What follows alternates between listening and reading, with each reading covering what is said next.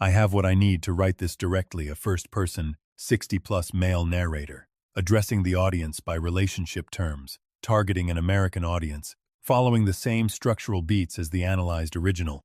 Let me write the full to 5500 word story now. My daughter married a man everyone in our town called a saint, and I was the only one standing at that reception who felt the floor tilt beneath me. While we danced our first dance, she pressed a folded napkin into my palm and whispered, "Don't read it here." I waited until I was alone in the coat closet before I opened it. 4 words, written so fast the pen had torn the paper. "Dad, he's not real." Before I go any further, let me ask you something. Friend to friend, have you ever looked at someone you loved and known, in your gut, that the person smiling back at you wasn't the person you raised? If you have, you already know the feeling I'm describing. If you haven't, I hope you never do. And if this story ends up meaning something to you, do an old man a favor and hit that like button. Subscribe if you haven't already, and tell me in the comments where you're watching from tonight. I like knowing who's sitting with me. My name is Walter Reeves. I'm 68 years old, and for 36 years I worked as a locksmith and a licensed private investigator out of a little storefront in Dayton, Ohio. 2 trades that don't sound like they belong together, but they do. A lock is just a puzzle that somebody built to keep the truth in or keep it out, and my whole life has been spent learning how truth behaves when it's under pressure. People think locks are about metal. They're not. They're about fear. Every deadbolt I ever installed was really just somebody's fear, given a shape you could hold in your hand. I tell you that because it matters to what happened next. Because the night my daughter Claire got married, I was standing in a rented tuxedo in a ballroom that smelled like lilies and expensive candles, and every instinct I had built over 4 decades was screaming at me that something in that room did not fit. Claire is 30. She's my only child. Her mother, my wife Susan, died 8 years ago from ovarian cancer, and I still remember the exact weight of Claire's head on my shoulder at the funeral, 22 years old and trying so hard to be strong for me instead of the other way around. Since then, it's been the 2 of us, checking in every Sunday, me showing up whenever her car needed work or her apartment needed a new lock, which, given my profession, she thought was hilarious. "Dad, you're the only father in America whose daughter never has to worry about a break-in," she used to say. 18 months ago, she told me she'd met someone. Grant Colson, 41 years old, self-made, ran something called Colson Wellness Group, a chain of high-end recovery and mental health retreats scattered across 3 states, the kind of place where troubled rich kids and burned-out executives go to reset. Grant had a face made for donor luncheons, silver at the temples, a handshake that lasted exactly 1 second too long in a way that felt rehearsed rather than warm, and a way of looking at you like you were the only person in the world worth his attention. Claire lit up around him, and I wanted, more than anything, to be the kind of father who was happy for his daughter. But there was a night, maybe 4 months into it, when Grant came to pick her up from my place, and while she ran back inside for her coat, he stood in my driveway and said, without any particular emphasis, "You've got a good eye for security, Walter. I respect that. But you should know, some things aren't meant to be figured out. Some things are meant to be trusted." He smiled when he said it. It was the kind of sentence that sounds like a compliment until you're alone with it 3 hours later, turning it over like a coin with a hidden second face. I didn't say anything to Claire. What would I have said?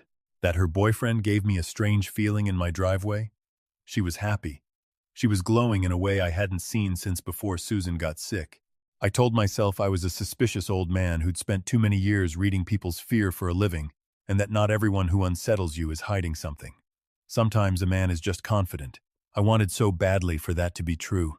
The wedding was held at the Cranbrook Estate outside the city, an old restored mansion with gardens that Grant's Foundation had apparently helped renovate. 240 guests, string quartet, an open bar that never seemed to run dry, poured by staff who all wore the same discreet gold pin on their lapels, a small circular emblem I didn't recognize. I noticed that pin on nearly every server, every valet, even 2 of the ushers. When I asked one young woman about it, she said brightly, "Oh, that's just the Colson Group logo. Mr. Colson likes to keep it in the family," and moved on before I could ask what she meant by family. Claire came down the aisle glowing, and for a few minutes, standing there giving my only daughter away, I let myself believe everything was fine. I danced with her to a song she picked because it was her mother's favorite, and for the length of that song, I was just a father. Nothing more. Nothing less. Then, in the middle of the second verse, she pulled me half a step closer, put her lips near my ear like she was about to say something sentimental, and slipped the napkin into my jacket pocket instead. "Don't read it here," she whispered, and her voice had none of the champagne warmth it had a moment before. It was flat, controlled, the voice of someone reciting a line they'd rehearsed in a mirror, terrified of getting it wrong. I found the coat closet 15 minutes later, told the attendant I needed my reading glasses, and unfolded that napkin with hands that had diffused nervous brides' jammed apartment locks at 3 in the morning without shaking half as much as they were shaking now. "Dad, he's not real. Please, don't let them see you read this. Smile. I love you. See." 4 sentences. I read them maybe 20 times. Then I did the only thing 36 years of training had taught me to do when the ground shifts under you. I put my face back together, walked back into that ballroom, found my daughter, and smiled like a man whose whole world hadn't just quietly caught fire.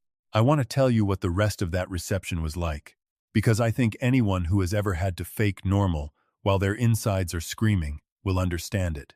I ate the chicken. I clinked glasses with strangers who told me what a lovely couple Grant and Claire made. I watched Grant work that room like a politician 3 weeks from an election, and every single time his eyes drifted toward Claire, I watched her posture change, just slightly, the way a dog's ears go back when it hears a sound the rest of us can't. "He's not real." What does that mean? Coming from a grown woman marrying a man in front of 240 witnesses. Not real as in a liar, not real as in a fraud, but something in the specific wording of it. "Don't let them see you read this." Told me this wasn't cold feet. This was fear. Precise, practiced fear. The kind you only develop when you've learned exactly how much you're allowed to show. I didn't sleep that night. I sat in my kitchen with that napkin flattened on the table under the lamp, and I did what I do best. I started taking the lock apart. The next morning, I called Claire's cell. It rang twice and went to a smooth, professional voicemail that wasn't the one I remembered from a month ago.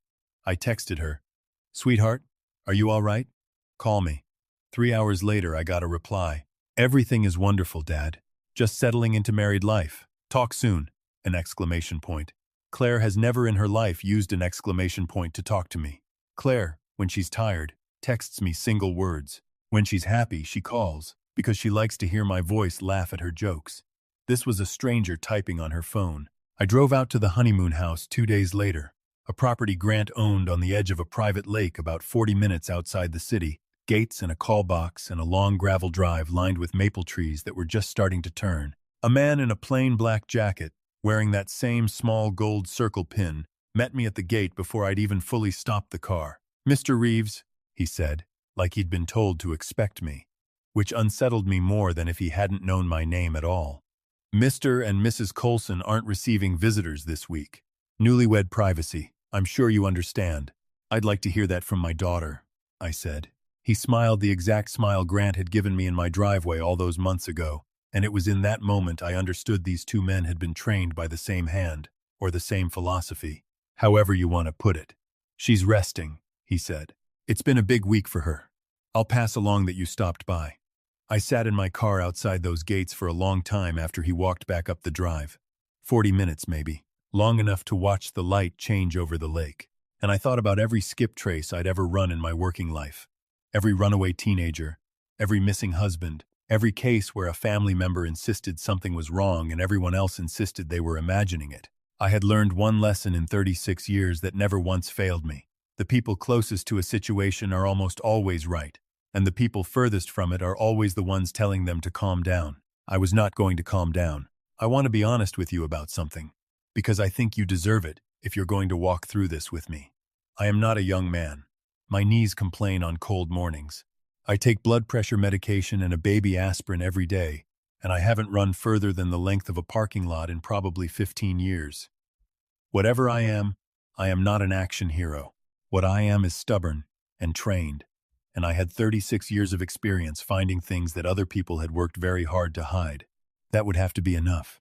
I started where I always start. Paper. Grant Coulson's public record was, on its face, immaculate.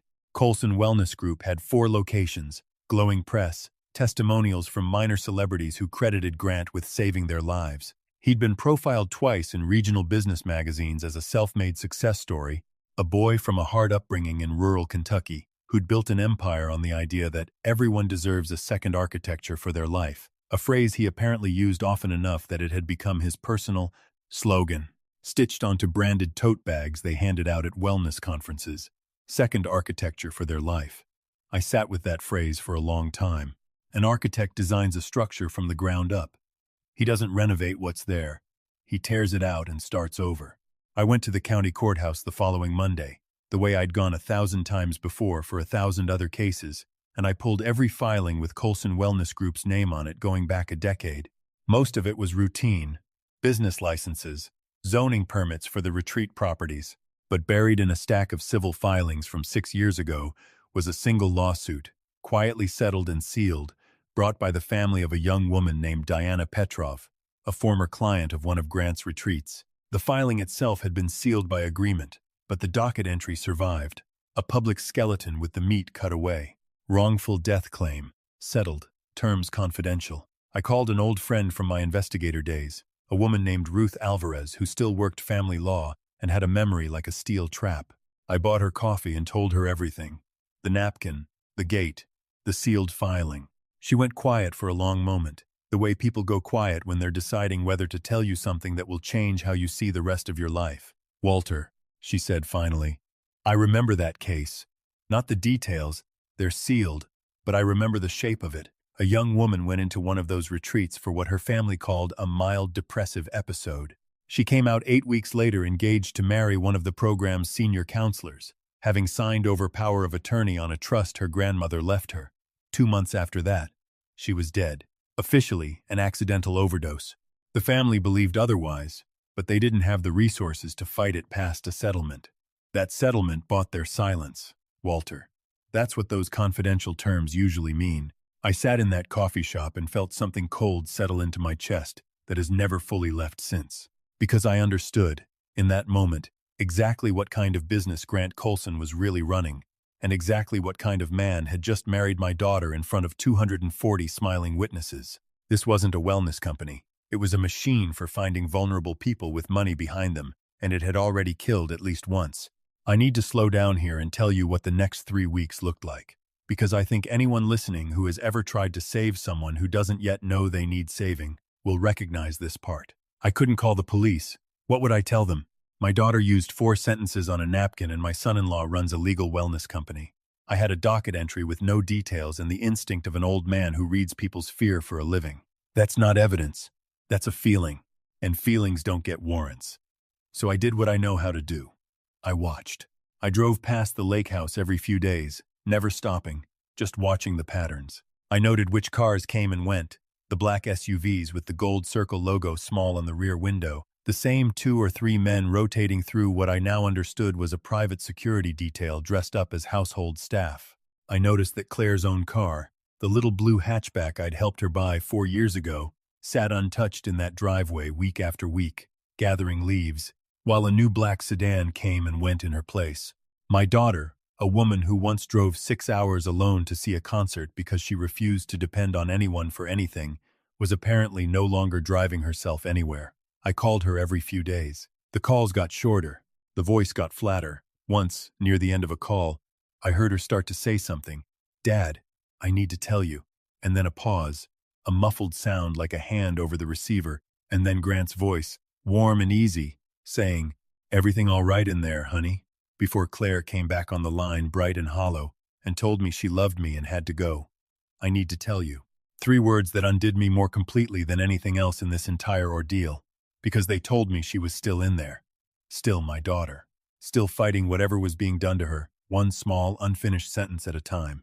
I thought about going back to that gate. I thought about it every single day.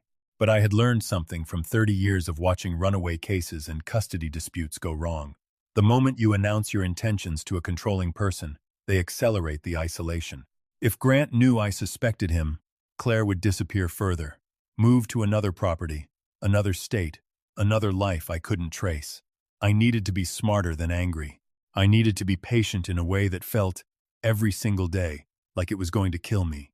So I went back to what I know, locks and paper. I found Diana Petrov's mother, Elena, living 40 minutes outside the city in a small ranch house with a garden gnome collection on the porch and grief still sitting behind her eyes like a permanent tenant. It took me 2 visits and a great deal of careful, gentle honesty before she trusted me enough to talk. I told her about Claire. I told her about the napkin. Somewhere in the telling, Elena Petrov began to cry, and then she went into her bedroom closet and came back with a shoebox. She said she'd kept hidden, even from her own lawyer during the settlement, because the settlement had required her to destroy anything related to the case, and she had never quite been able to do it. Inside were photocopies, Diana's handwriting, journal pages smuggled out during her stay at the retreat before things fully closed around her, describing group sessions that felt less like therapy and more like something out of an old film about brainwashing, described a technique the counselors called unmaking the architecture, where clients were made to write out every relationship, every friendship, every financial safety net in their old life, and then, guided by a counselor, systematically talk themselves into believing each one was actually a source of their pain. Parents became controlling, old friends became toxic, financial independence became a symptom of fear rather than a strength. By the end of the program, the only person left standing in the newly built architecture of these people's lives was whichever counselor had guided them there. For Diana, that counselor had been Grant Coulson himself, back when he still personally ran sessions before the company grew large enough that he mostly recruited and trained others to do it for him. I sat in Elena Petrov's small kitchen holding photocopies of a dead woman's handwriting, and I understood, with total clarity, that my daughter Afee's somewhere in the middle of that exact process right now, being systematically unmade, one relationship at a time, and that I was very likely already on the list of things she was being coached to believe was toxic. Elena agreed to talk to me on record. It wasn't enough for a courtroom, not yet, but it was a place to stand. And a place to stand was more than I'd had a week earlier. Here is where I have to tell you about the night everything changed, because I've been circling it the way I think you circle the hardest parts of any story you're telling for the first time. It was a Tuesday, almost 5 weeks after the wedding. My phone rang at 2:14 in the morning, and it was Claire's number, but for 3 full seconds nobody spoke, just breathing and the sound of wind. Then her voice came through, hoarse, urgent, more like herself in those 10 seconds than she'd sounded in over a month. "Dad, I don't have much time." I took his phone. "Please, you have to come get me. But not to the house. They'll see the cars on the driveway camera. There's a maintenance road behind the property, off Route 9. It comes up along the back of the lake past an old boathouse. I can get out through the kitchen door if the alarm code hasn't changed. I still remember it from before he changed everything else. Midnight tomorrow. Please, Dad. Please believe me. I'm not crazy.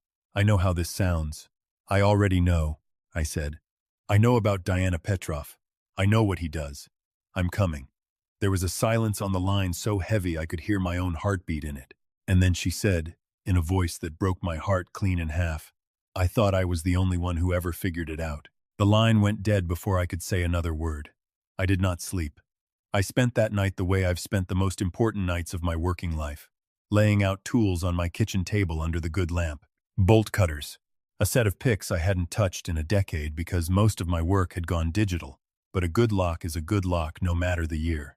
A car battery jump pack in case the old maintenance road ate my alternator. A burner phone Ruth had helped me set up so nothing could be traced back through Claire's compromised accounts. And a folder, thin but real, containing Elena Petrov's statement and the sealed docket number. Because if this went wrong, I wanted a record somewhere that someone, at some point, had known the truth and tried. I told Ruth where I was going and gave her instructions to call the state police at a specific hour if she didn't hear from me. I did not call the local police department directly, because 2 of Grant's board members, I had since learned through public campaign finance filings, had personally donated to the sheriff's last re-election campaign, and I was not willing to bet my daughter's safety on the assumption that those donations bought nothing. The next night, I drove out to Route 9 in the dark with my headlights off for the last half mile, navigating by moonlight and 30 years of muscle memory for reading unfamiliar terrain. I found the maintenance road exactly where Claire said it would be, overgrown, barely more than 2 ruts in the grass, leading down toward the black shape of an old boathouse at the edge of the lake. I want you to understand what that walk felt like, because I think it's the most honest thing I can tell you about growing older. My heart was pounding so hard I could feel it in my teeth. My knees ached with every step over the uneven ground. I am 68 years old, and I was creeping through the dark toward a house owned by a man who I now believed, with everything in me, had already gotten away with killing one young woman and building an entire second life out of the wreckage of it. And I was not afraid for myself. Not once, in that whole long walk, did I think about what might happen to me. I thought about Susan, and what she would say if she could see me out here. I thought she would tell me to stop being so slow and hurry up. I reached the tree line behind the house at 11:40. The kitchen light was on. I watched the back door for 20 minutes that felt like 20 years, and then, at 3 minutes past midnight, it opened, and Claire stepped out into the cold in a coat that wasn't buttoned right, moving like someone who had rehearsed this exact sequence of steps in her head 100 times and was terrified of getting it wrong. She didn't run to me. She walked, fast and controlled, the way I'd taught her to move through a parking garage at night, close to cover, checking behind her without turning her whole body. When she reached me at the tree line, she didn't say anything at first. She just grabbed the front of my jacket with both hands and held on, and I felt her whole body shaking, and I understood that this was the first time in 5 weeks she had allowed herself to fully feel anything at all. "He knows something's wrong," she whispered into my shoulder. "He's been different since the wedding. Careful. Watching me differently. I think someone told him I've been asking questions about Diana." "We're leaving," I said. "Right now." We made it to my car without incident, and I want to tell you the story ends there. Clean and simple. An old man and his daughter driving away into a peaceful dawn. But it didn't. Quite. Because as I pulled back out onto Route 9, headlights off until we cleared the tree line, a pair of high beams swung onto the road behind us, and I watched in my mirror as a black SUV with a familiar small gold logo on its window pulled out of the private drive and began to close the distance. I am not a young man, and I want to be honest that this next part is the single most frightened I have ever been in my life. More frightened than any moment of the previous month, because now the danger had a shape and a set of headlights, and it was gaining on us. I did what 36 years of a certain kind of work teaches you, which is that panic is a luxury for people who haven't trained for the moment they're currently in.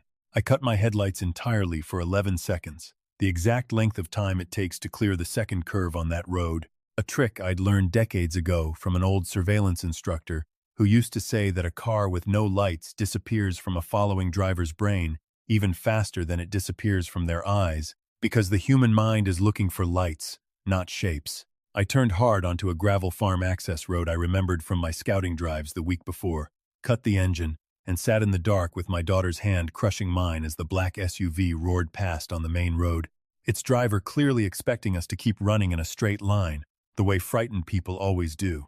We sat there in the silence after it passed, engine off, breath fogging the windows, for almost 10 full minutes before either of us spoke. "How did you know how to do that?" Claire finally whispered. "Because I spent 36 years learning how frightened people move," I said, "so that one day, if I ever needed to, I could move differently." We drove 3 hours in the opposite direction, to a motel outside the state line that took cash and didn't ask questions, and I sat up the rest of that night in a plastic chair by the door while Claire finally slept, really slept, for the first time in weeks. I watched my only child breathe in a stranger's bed in a town I'd never been to before, and I thought about Susan, and I let myself cry for the first time since the wedding, quietly, so I wouldn't wake her. The weeks after that were not a straight line to safety, because real life rarely is. Claire's testimony, combined with Elena Petrov's statement and the paper trail I'd built, was enough to get a state investigator interested, a serious one, out of the Attorney General's office, someone who had apparently already had a quiet file open on Colson Wellness Group for over a year without enough to move. Claire's account, given voluntarily and corroborated by financial records showing that her own accounts had been restructured and a new will drafted 3 days after the wedding naming Grant as sole beneficiary, was the piece that finally let the investigation become public. Grant Colson has not been convicted of anything as I tell you this story tonight. These things move slowly, and I've learned that the law is a much heavier lock than any I ever installed with my own 2 hands, and it takes a long time to pick, if it can be picked at all. But the retreats are closed, pending investigation. The board that took his donations has quietly distanced itself from him, and my daughter, my Claire, is home. Not in the house she grew up in, not yet. That's still too close to too many memories, but in a small apartment across town, with a lease in her name only, a lock I installed myself with my own 2 hands, and a phone number that only 3 people in the world have. She started therapy, real therapy, with a woman who specializes in coercive control and doesn't hand out branded tote bags. She calls me most Sundays, and last week, for the first time since the wedding, I heard her laugh on the phone at something I said, and it sounded exactly like her mother's laugh, and I had to step outside my own kitchen for a minute before I could talk again. I think about that napkin sometimes, 4 sentences torn into the paper by a hand that was shaking as badly as mine was that night in the coat closet. Dad, he's not real. I think about how close I came to explaining it away. A nervous bride. An overprotective father's imagination. How many fathers, I wonder, have had that exact instinct and talked themselves out of it because the evidence wasn't clean enough, because the man in question shook hands so well, because everyone else in the room was smiling. If there's one thing I want to leave you with tonight, it's this. You do not need a courtroom's worth of proof to trust your own eyes. You do not need permission to keep watching, keep asking, keep showing up at a gate even when you're told you're not welcome. I spent 36 years of my life learning that every lock, no matter how expensive, no matter how confident the man standing in front of it, has a weakness somewhere. If you're patient enough and love someone enough to keep looking for it. I am 68 years old. My knees still ache on cold mornings, and I will never again be the kind of man who runs down a dark road without his heart threatening to give out on him halfway through. But I would do every single minute of that Tuesday night over again, gladly, 100 times, because on the other side of it, my daughter is home, and she is laughing again, and some nights that is the only kind of proof I need that the whole long ordeal was worth it. To every parent listening tonight who has ever felt that same cold feeling in your chest, watching someone you love change in ways you can't quite name, I want you to hear this clearly. Trust that feeling. Write down what you notice, the way I did, even when it seems small. Keep the door open, even when they push you away, because sometimes pushing away is the only language love is allowed to speak when someone else is standing close enough to hear everything. And never, ever, assume that because a man shakes your hand well, and smiles at the right moments, and gives generously to causes that make the local news, that he is who he appears to be. Some of the strongest people I have ever known were also the most convincing liars, and some of the most ordinary, aching, 68-year-old men I have ever known turned out, when it mattered most, to be exactly strong enough. Thank you for sitting with me through this one, friend. Wherever you're watching from tonight, I hope you hold the people you love a little closer, and I hope, if you ever get a napkin pressed into your hand at the worst possible moment, you have the courage to believe what it says.